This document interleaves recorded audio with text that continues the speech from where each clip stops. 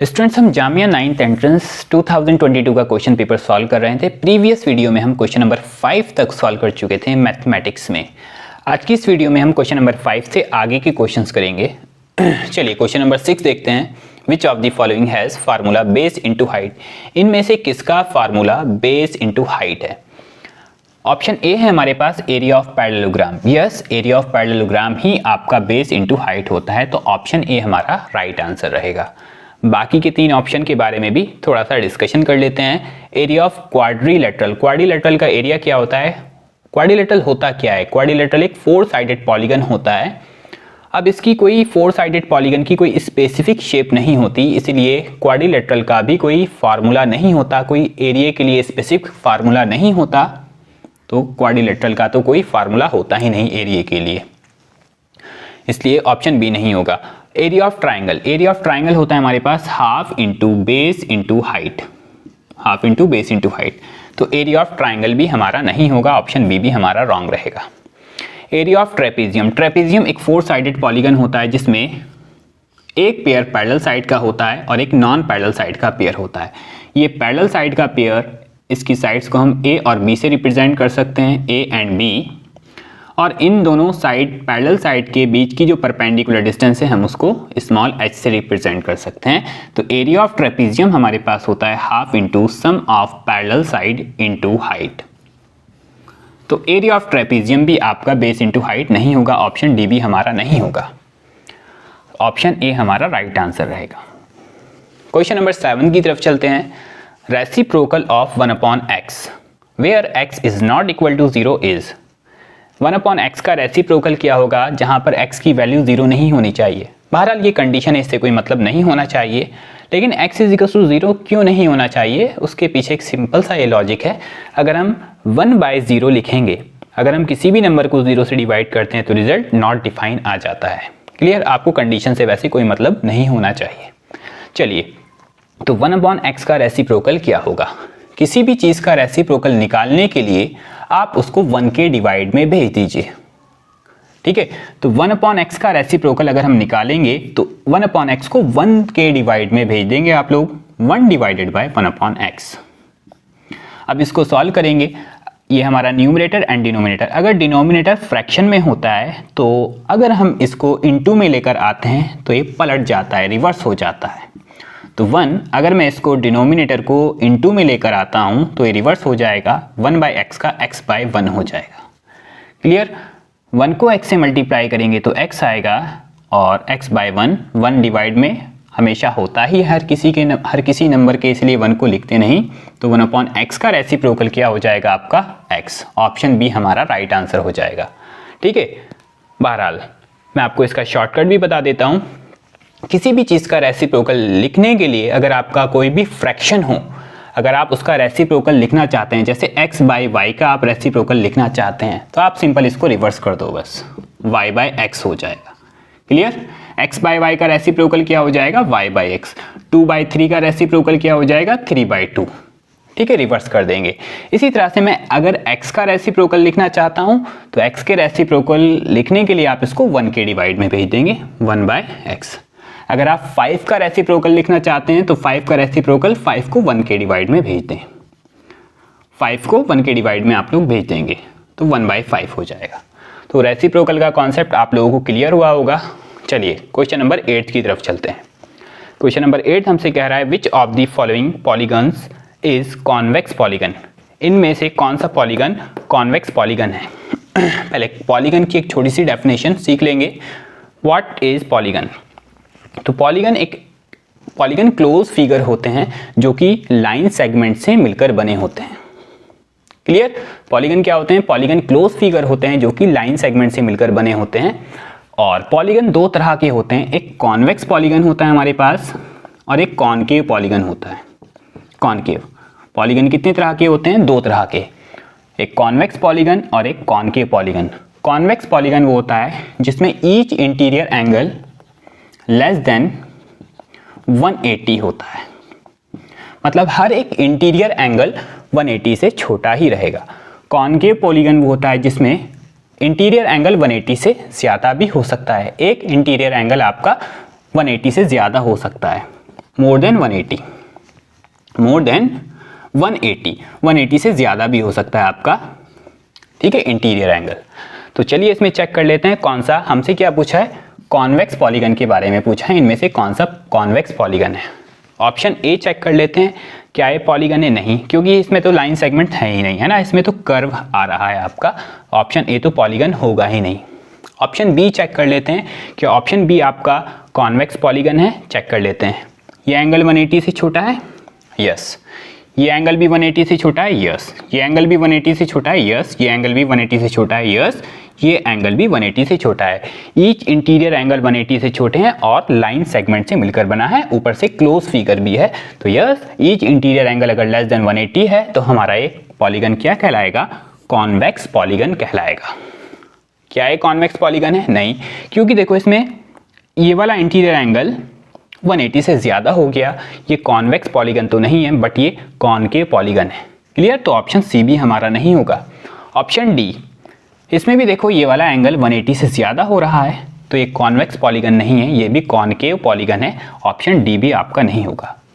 आप इसको नोट कीजिएगा। चलिए आगे के क्वेश्चंस देखते हैं, क्वेश्चन नंबर 7 की तरफ, क्वेश्चन नंबर 9 की तरफ चलते हैं। चलिए क्वेश्चन नंबर 9 की तरफ चलते हैं। क्वेश्चन नंबर 9 में हमसे कहा है the opposite angles of a parallelograms are. Parallelograms के अपोजिट एंगल्स के बारे में बात करनी है यहाँ पर। अपोजिट एंगल्स, पहले हम पैरेललोग्राम की आपको प्रॉपर्टीज बता देते हैं in detail.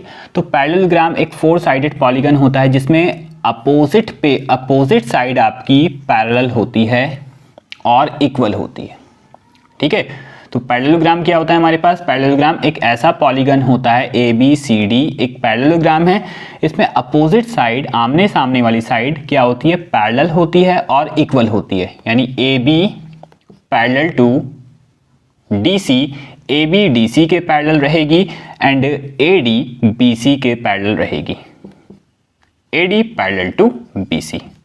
Opposite side parallel होती है और अपोजिट साइड इक्वल भी होती है, AB DC के इक्वल रहेगी एंड AD BC के इक्वल रहेगी। तो पैरेललोग्राम की 2 प्रॉपर्टीज तो ये हो गई, अपोजिट साइड पैरेलल होती है, आमने सामने वाली साइड पैरेलल होती है और आमने सामने वाली साइड इक्वल भी होती है। दूसरी प्रॉपर्टी क्या है पैरेललोग्राम की, पैरेललोग्राम की जो डायगोनल्स होते हैं, पैरेललोग्राम्स के जो डायगोनल्स होते हैं वो एक दूसरे को बाइसेक्ट करते हैं, है ना। मान लेते हैं पॉइंट ऑफ इंटरसेक्शन आपका O है, तो पैरेललोग्राम के डायगोनल एक दूसरे को बाइसेक्ट करते हैं, मतलब एक दूसरे को 2 इक्वल पार्ट में डिवाइड करते हैं, यानी AO will be equal to OC रहेगा and DO will be equal to OB रहेगा। क्लियर, अच्छा, 3 प्रॉपर्टी हो चुकी है आपके पास। पैरेललोग्राम की अपोजिट साइड पैरेलल होती है, पैरेललोग्राम की अपोजिट साइड इक्वल भी होती है, पैरेललोग्राम के डायगोनल एक दूसरे को बाइसेक्ट करते हैं। अच्छा, चौथी प्रॉपर्टीज की ये है कि पैरेललोग्राम के कॉन्जिक्यूटिव पैरेललोग्राम के जो कॉन्जिक्यूटिव इंटीरियर एंगल्स होते हैं, ये वाले एंगल्स कॉन्जिक्यूटिव इंटीरियर एंगल्स है ना, ये दोनों एंगल, यानी एंगल A और angle D consecutive interior angle कहलाते हैं। इनके कॉन्जिक्यूटिव इंटीरियर एंगल का सम 180 होता है ना, यानी कॉन्जिक्यूटिव इंटीरियर एंगल सप्लीमेंट्री होते हैं। सप्लीमेंट्री ऐसे एंगल्स होते हैं जिन 2 एंगल का सम 180 होता है। कॉन्जिक्यूटिव इंटीरियर एंगल का सम कितना होता है, 180, एंगल A और एंगल D का सम 180, एंगल B और एंगल C का सम भी 180 रहेगा। तो कॉन्जिक्यूटिव इंटीरियर एंगल क्या होते हैं, सप्लीमेंट्री होते हैं, ठीक है। अच्छा, पैरेललोग्राम के अपोजिट एंगल्स के बारे में बात करें अगर हम, अपोजिट एंगल्स जो होते हैं पैरेललोग्राम के वो आपस में इक्वल होते हैं, आमने सामने वाले angle, angle A will be equal to angle C and angle D will be equal to angle B। तो ये पैरेललोग्राम की सारी प्रॉपर्टीज आपके सामने आ चुकी। तो पैरेललोग्राम का अब आपसे कोई भी क्वेश्चन मिस नहीं होना चाहिए। पैरेललोग्राम की अपोजिट साइड पैरेलल और इक्वल होती है, पैरेललोग्राम्स के कॉन्जिक्यूटिव इंटीरियर एंगल का सम, इन दोनों एंगल का सम 180 होगा, इन दोनों एंगल का सम भी 180 होगा और इन दोनों का सम भी 180 होगा, इन दोनों का सम भी 180 होगा। अच्छा, पैरेललोग्राम के अपोजिट एंगल, आमने सामने वाले एंगल क्या होते हैं, इक्वल होते हैं। एंगल ए एंगल सी के इक्वल होगा, एंगल डी एंगल बी के इक्वल होगा। तो ये पूरा पैरेललोग्राम का कॉन्सेप्ट यहाँ पर आपका क्लियर हो चुका। अब हम क्वेश्चन की तरफ आते हैं। क्या पूछा आपसे, the opposite angles of a parallelograms are. तो पैरेललोग्राम के अपोजिट एंगल्स क्या होते हैं, इक्वल। इक्वल वाला ऑप्शन देखते ही आप तुरंत आंसर मार देंगे, अनइक्वल नहीं, इक्वल होते हैं, यस, ठीक है।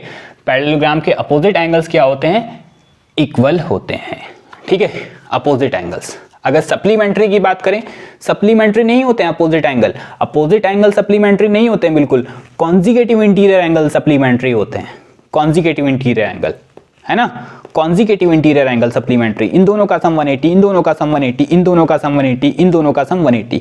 अपोजिट एंगल जो होते हैं वो इक्वल ही होते हैं, ठीक है। सप्लीमेंट्री अपोजिट एंगल नहीं होते हैं, अपोजिट एंगल आपके हमेशा इक्वल रहेंगे, ठीक है।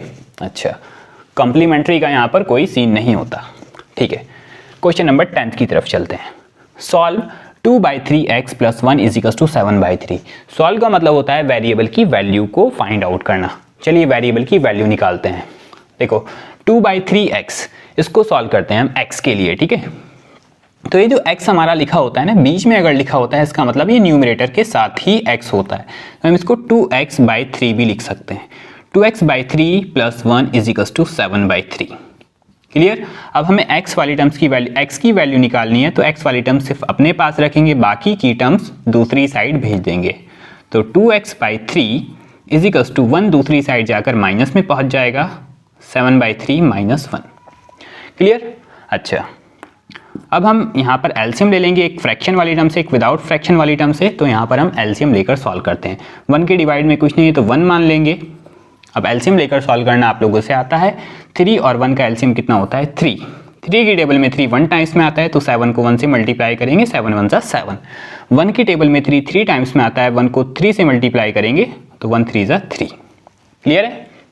अच्छा, मैं ये आपका रफ कर देता हूँ नीचे के ऑप्शंस, ठीक है। ऑप्शंस तो आप लोगों को मालूम ही होंगे। तो हमारे पास 2x/3 = 7 - 3 4/3। क्लियर। अच्छा, तो अब क्या करना है, अब हमें क्रॉस मल्टीप्लीकेशन कर देनी है ना, क्रॉस मल्टीप्लीकेशन। 2x को हम मल्टीप्लाई करेंगे 3 से, 2x × 3, और 3 को 4 से करेंगे, 3 × 4। क्लियर यहाँ तक। अब हमें x की वैल्यू निकालनी है, ठीक है। पहले तो लिख लेते हैं इसको, 2 3 = 6x = 3 4 = 12। x की वैल्यू निकालनी है, 6 इंटू में दूसरी साइड जाकर डिवाइड में पहुंच जाएगा। x = 12/6, दैट इज 6 2 = 6 को 12 से डिवाइड कर देंगे, 12। तो x की वैल्यू हमारे पास आ चुकी 2। तो x = 2 हमारा आंसर रहेगा। मैंने ऑप्शन को इरेज कर दिया, उसमें से एक ऑप्शन x = 2 भी था। चलिए बाकी क्वेश्चन हम देखते हैं नेक्स्ट वीडियो के अंदर। Thank you.